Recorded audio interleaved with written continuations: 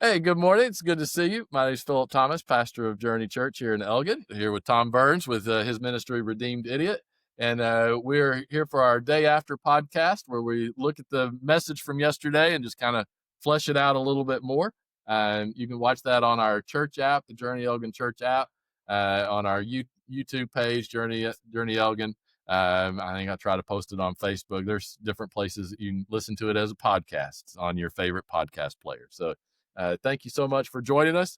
We are going through a large section in Peter that we started last week, and it started out the whole point of it was that we are sojourners and exiles, basically in a pagan society, and pagans aren't going to eventually they're not going to like that because you're living differently, right? And so, how do we live honorably even when they call us dishonorable? How do we live within that mess of a society, right? And then Right. he went through the human institutions as examples, right? Mhm. Um, it, it, we have to be careful with critiquing the institution itself more than we should. I think there's some principles involved that Yeah. speak to these institutions, but that wasn't the main point of this. It was, here are the institutions that exist. And by the way, this is talking about 2,000 years ago. Those institutions, here are them. How do you now that you have become a Christian, you have changed. The institution itself has not changed. So how do you figure out how to live within that? Even though you can make a case, well, we should change the institution. Well, guess what? That's not how the world works. You don't just change institutions overnight. Now, Right. slowly they can be changed, and we have seen that through history. But you can't just all of a sudden one day you wake up and you see the world differently, and you can't go to your place of work and tell them, hey, you need to completely change your hierarchical structure of how you run this business, right? That's not gonna work, right? You have to be wise and work within those institutions, Mhm. and so the institutions are government, are the economical system, which was a master bond servant, master slave. That is the technical word. And then the marriage between husband and wife, that institution Right. back then. So the do, do you see it the same way that all of those institutions are examples of how we're trying to live in this messed up world, this pagan world that Peter is trying to reveal? Is that kind of how you've read that as well? So are you saying that government, money, and relationships have an impact in our lives? Breaking news here. Spoiler alert. Right. Government, economics, and your marital relationship have the most influence in your life of anything else, Right. right? So am I right on that? What we're That's getting at? exactly right. Okay. So yes, I agree. They have an impact. Okay. Yes. Very Okay. much All so. right. It's funny because I haven't even thought about it in that general term, but that's where we spend all of our time. Like everything we do is within our families, within our jobs, and within our overall governing system. Yeah. And and so yeah, we better figure out how to be able to live in those especially when those institutions become ungodly.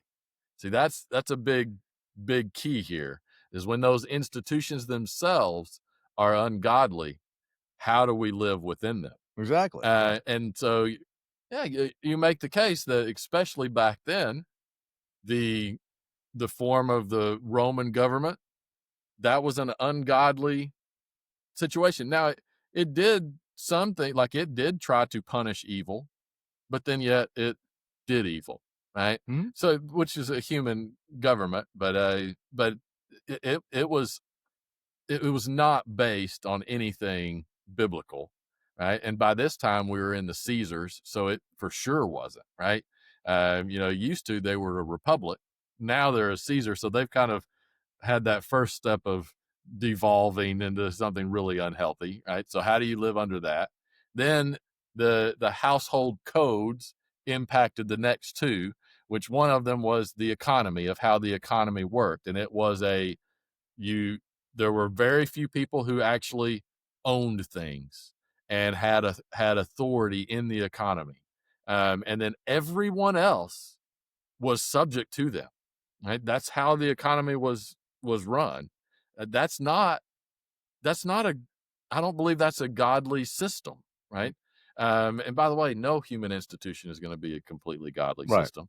So you have that, and then the marriage, that was part of those household codes as well, where the head of the household had ultimate say on everything, and that could easily be abused and was abused. So that's not a godly system either. But those were the systems you were stuck in. Mm-hmm. So how do you figure out how to live in them? I think that's a really good way to look at that and understand the magnitude of this. There we go. All right. So I don't know if you could hear that. There was a fire truck going by that was really loud. So, but and one thing that is interesting for us, see if you would agree with this. We actually, because the United States was the result of 1,700 years of Christianity engaging human institutions, right? Yeah. And slowly trying to morph them. The people who came over to the United States specifically said they wanted to create a more godly society. And so how do you do that? You try to pattern the government on biblical principles. They did that, Mm-hmm. right? You try to create an economy that is more that gives more people the opportunity to not function as slaves. Mm-hmm. They actually did that. Now, people are going, well, what are you talking about? There was slavery. I know it wasn't perfect, but there was, from the beginning, there was abolition movements, all of this stuff that was going on, that we were trying to get rid of that even at the beginning, because we recognized that was not, that's not a godly system at all, right? So we at least created a system that allows people to to to change their station within the system. As broken as capitalism is, that the intention was that you could be born in any situation and you could at least move within the economic systems. Does that make sense, right? Yeah. Yeah. And we did create that, right? And then in the marriage system, it's not this household thing like it was in Roman times. It was a little bit different. Try, but basing the foundational building block of the society was that family. It is very important, right? And so there was an emphasis on that. Now, all of those human institutions, I believe, were a step forward from what we're reading about here in Peter. Yeah, right. However, we are now, I believe, all of those institutions are actually moving in a direction back to the time of Peter. Is that fair to say? Yeah, I think it may be in many ways more so on a global scale. Yeah. I'll put it on the global scale. Yes. U.S. not quite as extreme, but yeah, we are definitely moving that way. And just because you bring up the point of slavery, that I would challenge anybody out there, go really dive deep into this, to where it originated from. So just the basic, and I'm not going to go into this, slavery didn't start out with the intention of slaving people forever. Right. They actually were bonded servants. So they were bought from, let's just use what people kind of say, Africa. Mm-hmm. All right. This purchase was bought over, and when you came over, they would work a certain period of time to pay off what it is that they were paid for, Yeah. right? And then Right. from that point, they would be released to go out and start their own plantation and do whatever, because we wanted the labor. That part where it became slavery, where the ownership came into, wasn't until later than when one of the slaves, who was actually black, was freed. His thing was paid for. He's like, hey, I did my job. Yeah.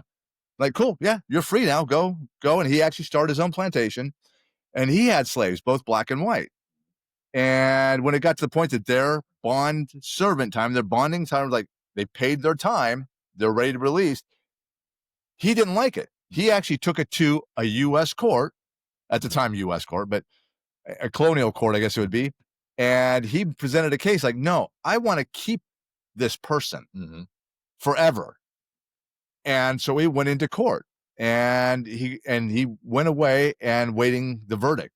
The verdict came from the court, like, yes, that's a really good idea. You get to keep them. And that is actually where slavery came from, to the ownership. Because before that, a lot of times they were just being bought out, come to America, work some time, pay off your time, and they weren't treated bad. Yeah. And then they went out into society and became whatever. Our courts, our government, based on one argument, it's like, oh, yeah, if you own them, we don't have to keep going back and forth. Yeah, let's go ahead and own these people. Yeah. So, and then Pandora's box is just opened, right? Yeah. That was our government did that. Yeah. I want to point that out. Because there's a difference between slavery, what people project in their head, and when you're talking about this bonding servant thing, where you were something for a certain amount of time until you paid off a debt. Right. And that's very, very similar, like in the Roman Empire times. So the many of the slaves, they were bond servants. Yeah. Many of them did it voluntarily. Yes, they did.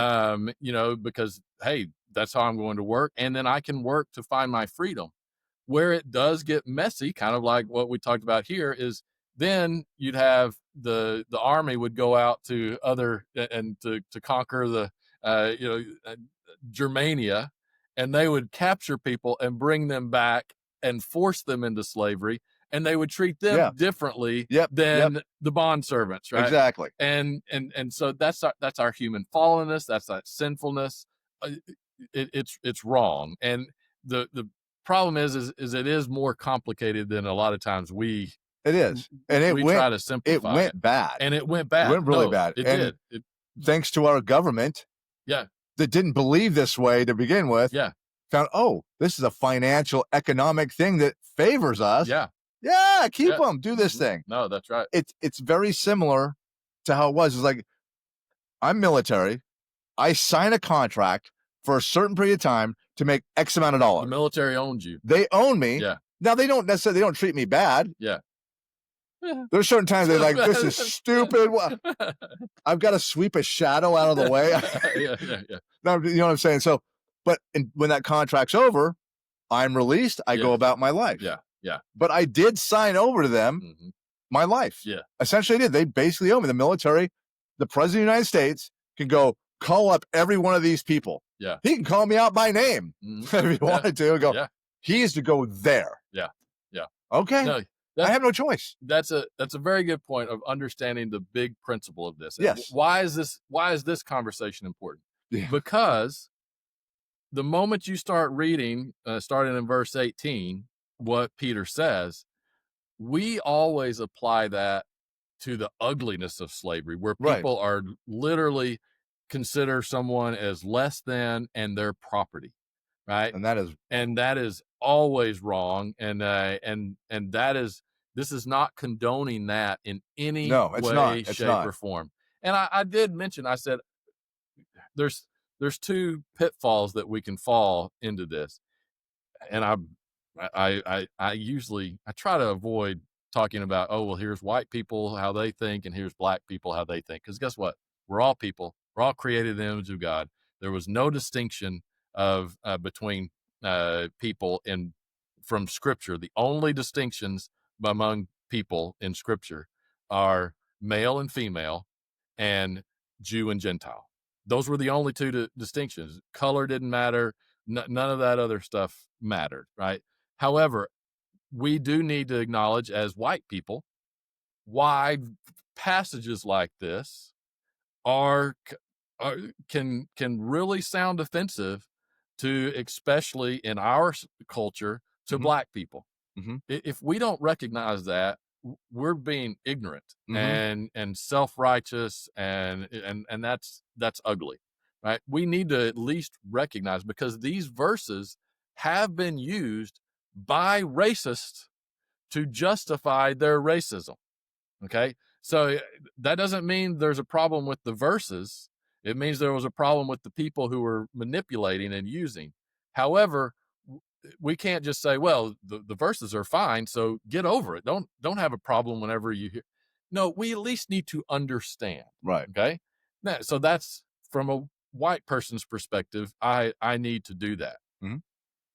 And people would say, well, you can't speak for Black people. I'm just going to say the danger, if you're someone who is Black, that if you immediately read this and immediately dismiss it and don't look at what it's really saying, because it's using language that immediately brings up emotions that are negative, rightfully negative, and so then it just makes you angry and you don't pay attention to what God is actually saying, you're making a mistake too.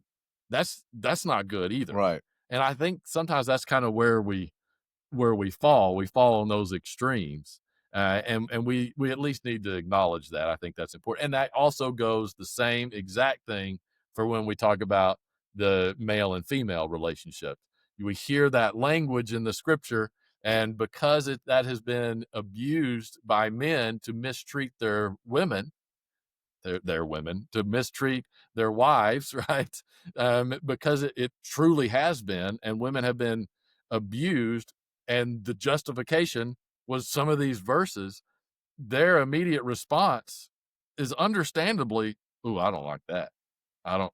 But if you don't listen to the word of God, if you don't actually look at what it's saying, you are making a mistake. Right. You need to do that, and we need to recognize why and be sensitive to in how we present it. Right. I think that's just responsible. So, do you No. have any? Yeah. And I think you're making a great point.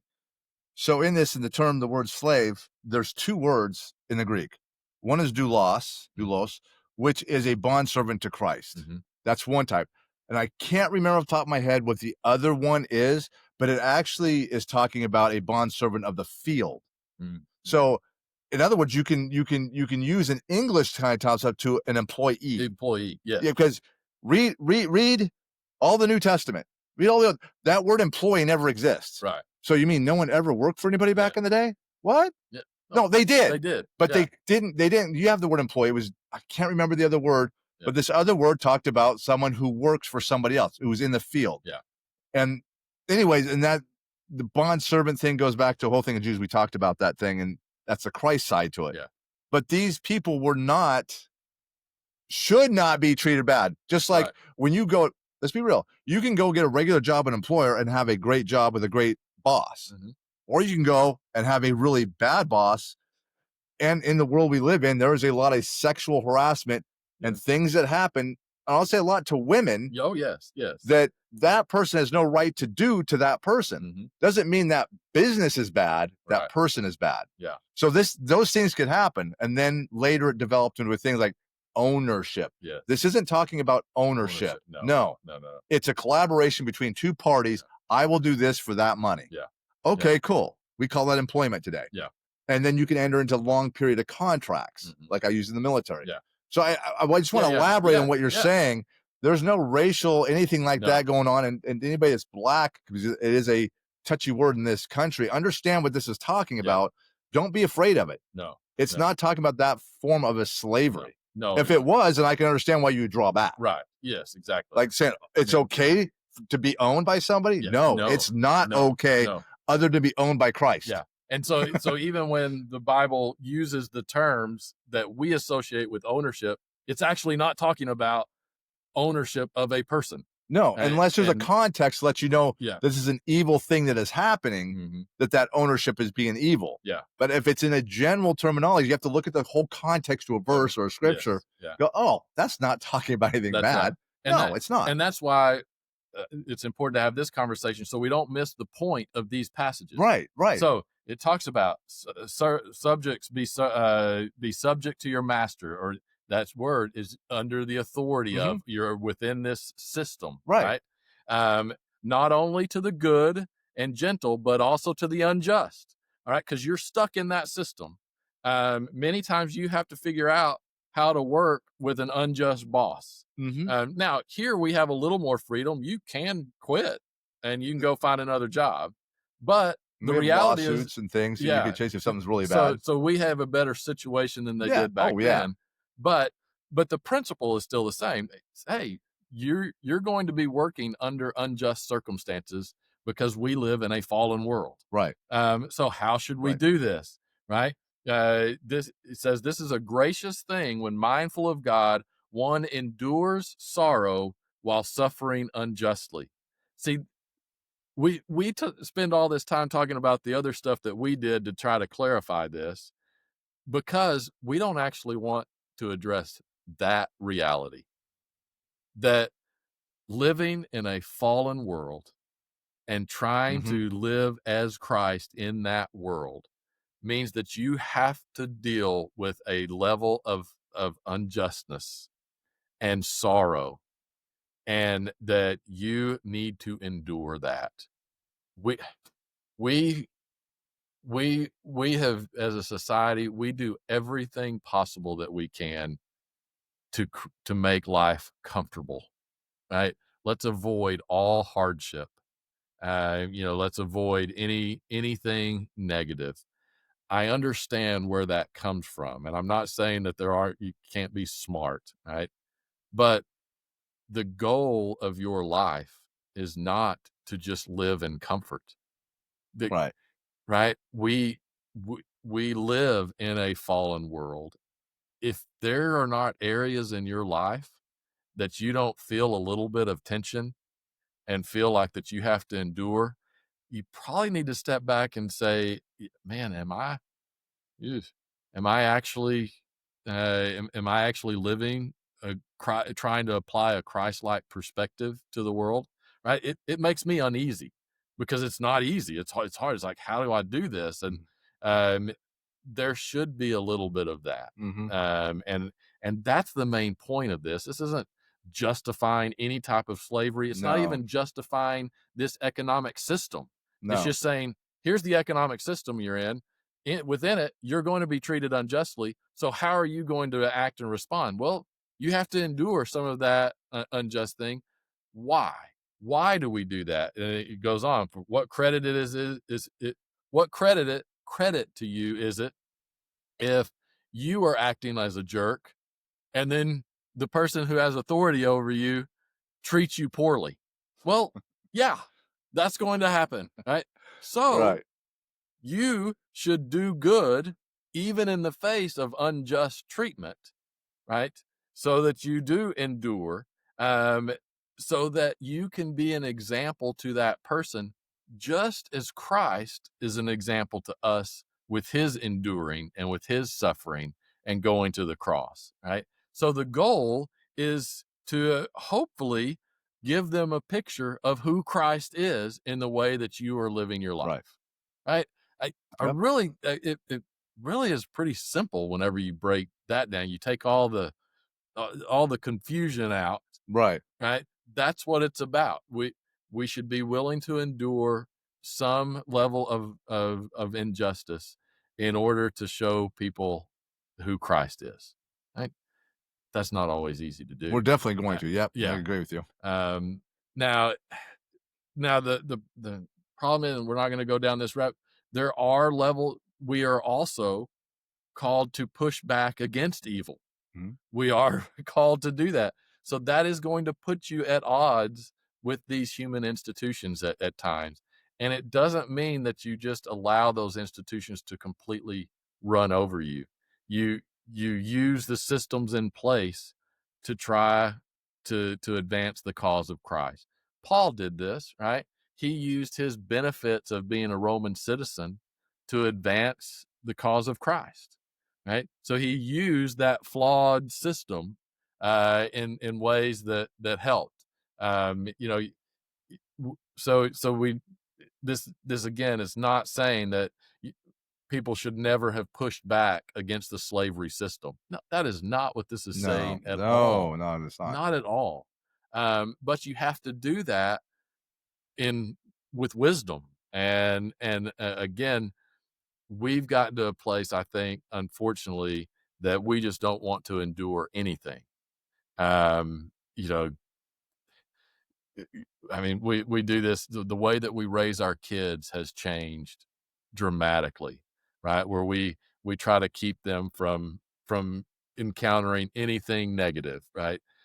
Where really we need to let them encounter the difficulties of life so that they can start learning how to deal with them, because they're going to come. We can't remove all suffering. We can't remove No. all that. Um, and that is a principle that we need to wrestle with. Where is that line? We should at least struggle to find that line, and we need to find it, right? And I think that's very important with this principle. No, I agree. So the pushing back part, um, yeah, since you use the example of slavery, as we kind of think of it, what happened in the United States. Yes, you don't accept it.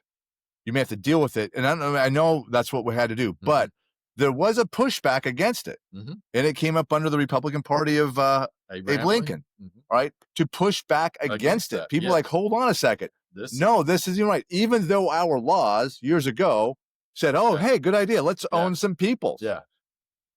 It did create an endurance, but and it's definitely not right. But that's the point where you still got to stand up and engage those institutions. And it engaged enough that someone had power and authority by the name of Abe Lincoln was able to establish proclamations and things to get them freed, and in part in the cause of a war. Yeah. And the war was bigger than just slavery, but in part. So yes, that's a stand up and push back. But it wasn't endurance. And it was wrong. But people have to be able to stand up. We can't just sit back, especially if you're a Christian, go, let's just assume for a second somehow slavery just popped back up all of a sudden. Yeah. It would be the church's job to stand up and push back. To push back against it, whatever it took. Yeah. Not just sit back and go, not my problem. Not my problem. And the church was a strong voice in the abolitionist movement. Very was. Now, it also was a strong advocate of slavery, especially in the South. The church. So both of those things can be true, right? But you're exactly right. The church needs to be speaking out against those things. Yeah. But that's part of this wrestling with it. And while you're speaking out, you also are enduring, and you recognize sometimes we have to endure for a while in order for things to change, right? And our whole goal is that things move and change to where they're moving closer to the things of God. Exactly. But that takes time. It does. And we need to recognize that. It does. And if you're of the church, and I mean, we're talking about slavery, it's not a what do you want to say, a Christian, non-Christian thing. I mean, it's a thing. Yeah. It's a thing that, to your point exactly, there were people that were for it in the church and people that were against it in the church. But if you stand for what is true and right within that, you're going to get persecution. Yes. You're going to get pushed out against. And let's do a historical understanding. That is where the Southern Baptist Church came from, because the original Baptist church that would have been more in the northern part, the Baptist church originally was very inclusive of blacks, was anti-slavery. So the churches in the South were like, I'm losing membership. Yeah. I'm being pushed out against because I'm speaking out against slavery. So they developed the Southern Baptist Church / convention that actually switched their narrative that slavery is okay. Yeah. And you can't do that. And I'm not talking about just the church. I'm talking about Christians. They should have stood amongst losing people, but standing out in that environment. Right. And the Southern states going, no, we're speaking out against this. You don't want to come, that's fine, but we're going to still hold to truth. Yeah. And some people did, and some people, but that is, of course there were some that is 100% factual. Also, it was the Democrat Party that was supportive of slavery, and by and large. Now, because that's just human nature. That's Mhm. how it works. The Democrat Party, as they disavow slavery now, right? Mhm. The Southern Baptists has actually officially recognized Mhm. their role, and they have disavowed that, and they have asked for. I mean, there's only so much you can Yeah, do, no, right? exactly, Like, I mean, exactly. but that is the reality, and so we we just need to understand life is pretty messy, and humans institutions Yeah, they have strong pull over us, and we have to learn how to endure that while at the same time standing up for what is true that's and it, standing up for what is good. And it's messy, and it may suck. and No, it will it suck. will, yes, Yeah. yeah. So, and that brings us into the wives and their husbands. um you know I thought this is actually not as offensive, and I don't think any of it's offensive, by the way, but then some of the other passages. This very quickly it says, "Wives, be subject to your own husbands." Again, you're under the authority. That was the household system, right? At that time, it was predominantly wives who were becoming Christian, right? And their husbands had not yet, right? So they're going to be in that structure. It wasn't like today.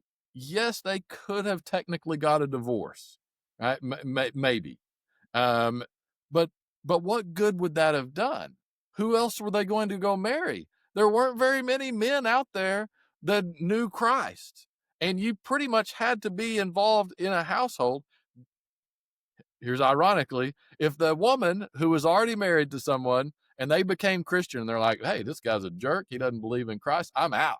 Right? And then she's out. You know what she's going to have to do? She's going to have to become a bondservant and become the slave of another household.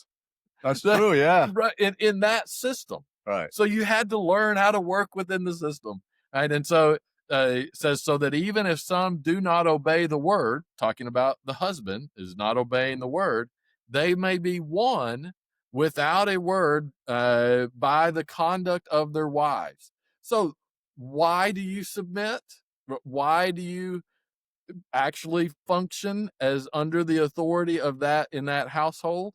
Is so that you can again endure, being the example that Christ was to us, so that hopefully you're able to point your husband to Christ. And guess what? That happened, and it took a while, but it slowly transformed the whole system of the Roman Empire, right? Do you think the Roman Empire would have switched over to Christianity a couple hundred years, 250 years after this point, if many of these women hadn't done what is being talked about here? Of course not. It would have never have happened. It happened because they patiently endured, and they were examples of Christ. And many of those men recognized and converted to Christianity. Now, there would have also been those who continued to be beaten, Mm. and it would have been brutal, and it would not have been fair, and it would have been unjust. um, but yet they were doing what they knew God was calling them to do within that broken system. Does that make sense? Yeah. So you're saying I can't treat my wife like a secondhand citizen? I No, you can't beat cannot. her down? No, no, no. What? What? You hold on. I'm the man of the family. You're the She's just this little peon yeah. female. I mean, I don't get to own her. I, She's not right, my property. I just right, can't make her do whatever. yeah. I, Why'd I ever get married? yeah. No, I'm being What's funny? facetious. Just saying like that, it just sounds so ridiculous. And that's obviously not what this has been ever been talking about, but we have manipulated Yeah. it that way, right? Which is so And I think stupid. because even like we already talked about is that, you get married, they use the word for the woman says love, honor, and obey. Obey, yeah. Our understanding of obey is like completely off the rails on this. And some men definitely take this to the thing is like, Yeah. you are subject to me. Yeah. You listen to everything I say. You wash the dishes. You clean the clothes. You feed the dogs. You do whatever. Yeah. No, you don't go to work. No, you can't. No, no, no, no, no, no, no, no, no. That's not what it was ever about. No. It wasn't. No. This is about her. Yeah. Look, win him, get his life right, and be connected together in Christ. Yes.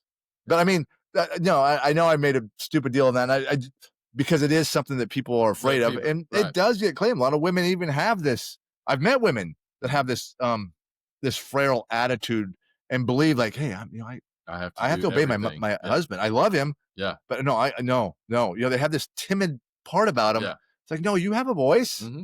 He should be treating you like that. You know what I'm saying? Yeah. It's just, no, you're exactly right. I love how you're putting this out. Like, see it for what it is. You're a team. Yes. But this is a point where they may not have been a team. And because how do you become a team? Yeah, exactly. So the very beginning, like you mentioned before, it's talking about, it was directed at Jews primarily, but also goes into all the Gentiles.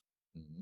Two people in a land that they're trying to grow the Christian faith, who Christ is. So you got two people don't know who Christ is. Yeah.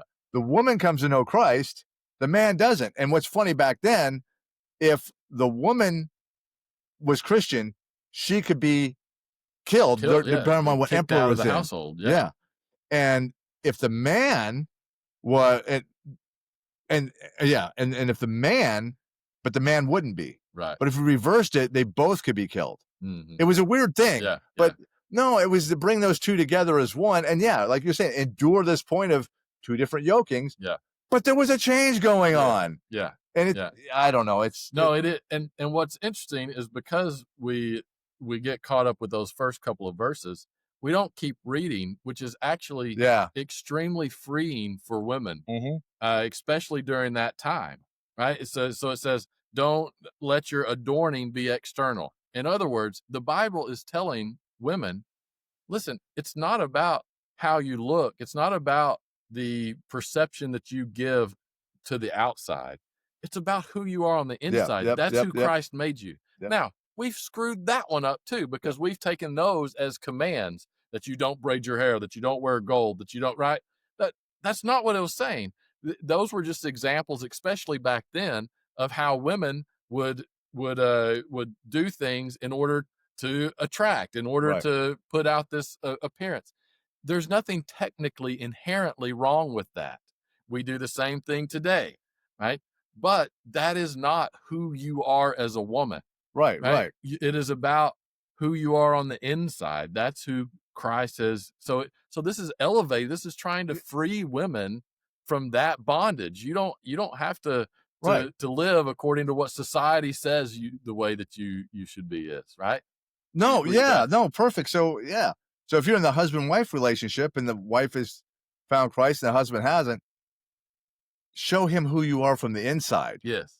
Yeah, change him. That's right. And now I would say that doesn't mean neglect the outside. No, we are supposed, right? Like we screw all of this up. It's where you focus. Yeah, it's not about exactly. And people get so extreme on some things. Oh, we do. But so this is radically changed. Saying no, you are created in the image of God as a woman, even though in the human institution you may be treated as lesser than. You are not. You are created in the image of God. You do not have to completely cover your woman's body in black clothing and cover the eyes. Correct. That's exactly right. You do not have to hide yourself. Yeah. No. It's about the inside, not the outside. Yes. No. And it says, for this is how the holy women who hoped in God used to adorn themselves. So it uses that same word, adorn. Mm-hmm. It was talking about outside. Now it's clearly talking about something on the inside, right? By submitting to their own husbands, as Sarah obeyed Abraham, right? That and if you do good and do not fear anything, that is frightening.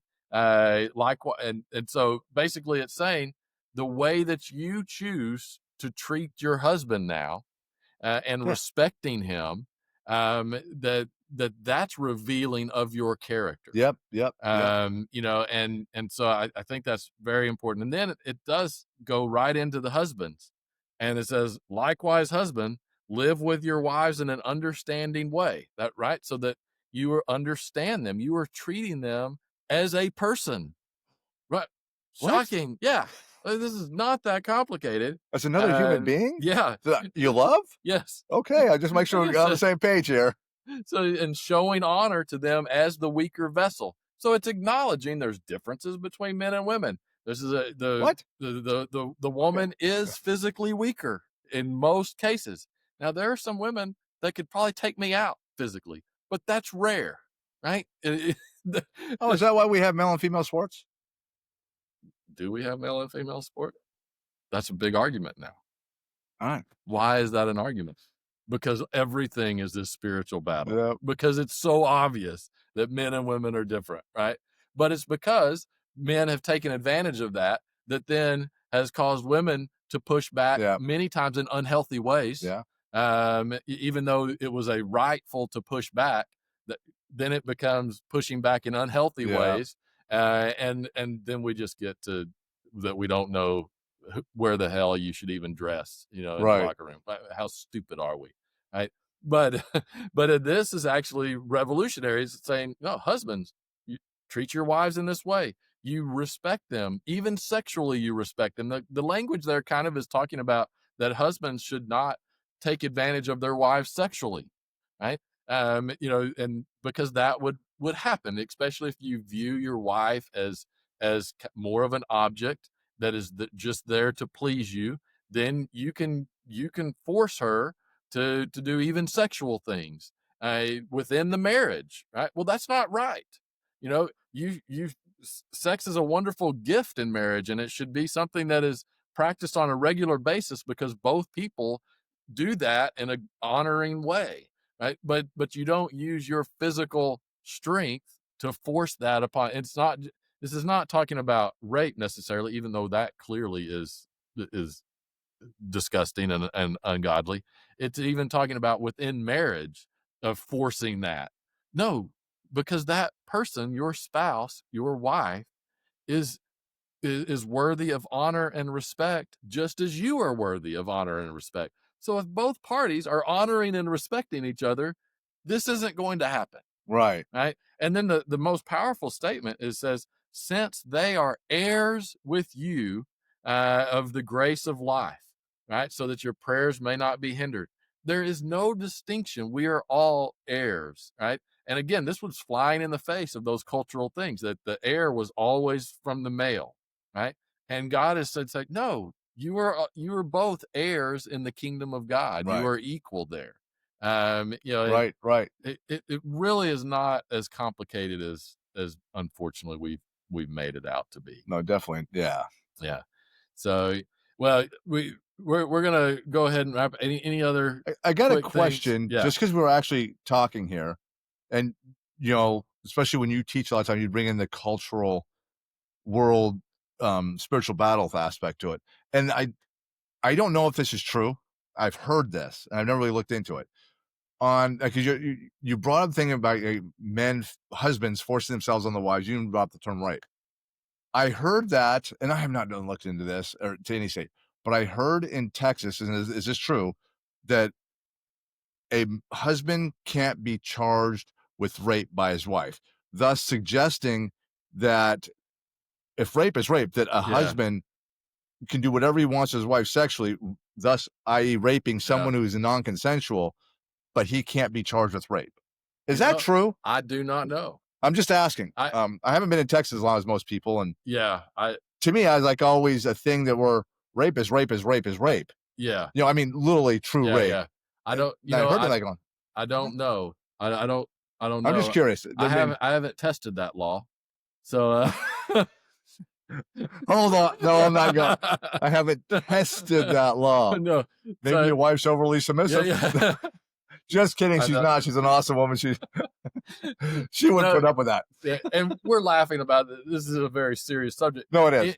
If that is true, that wouldn't surprise me if that was in law at some point, because that is an ungodly mentality within human institutions that kind of flows from this, right?